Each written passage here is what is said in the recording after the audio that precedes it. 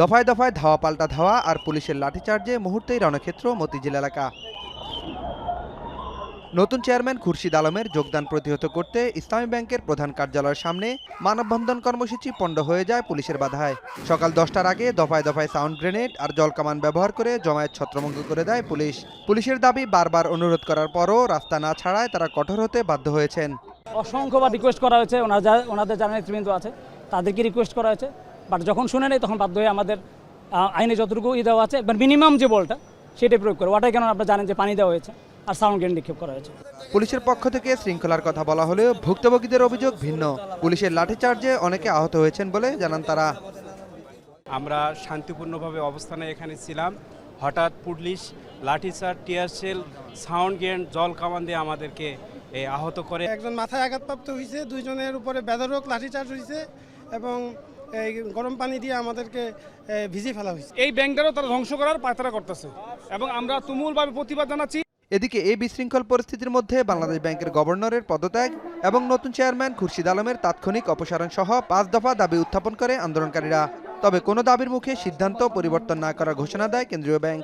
Chairman নিয়োগের বাংলাদেশ ব্যাংকের সিদ্ধান্তটা সঠিক। নাম্বার 2, ইসলামী ব্যাংক একটি রাজনৈতিক দলের অঙ্গ সংগঠনের রূপ নিয়েছিল, মানুষের এই ধারণাটাও সঠিক।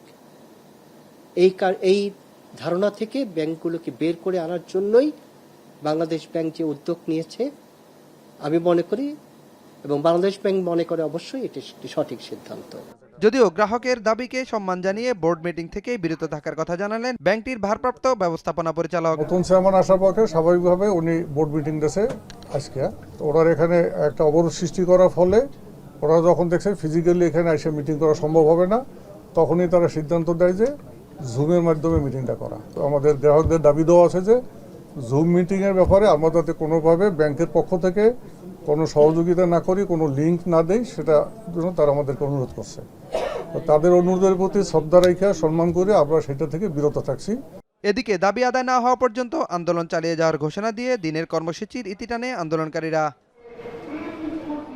সকালের উত্তেজনা কিছুটা কমে এলেও ইসলামী ব্যাংকের পুঞ্জীবিত সংকট কবে কাটবে সেই প্রশ্ন এখন সবচেয়ে বড়। আস্থার সংকটে থাকা ব্যাংকটি কি পারবে তার হারানো গৌরব ফিরে পেতে? সেই উত্তরের অপেক্ষায় সাধারণ গ্রাহক এবং অংশীজনেরা। নাঈম কামাল, এখন, ঢাকা।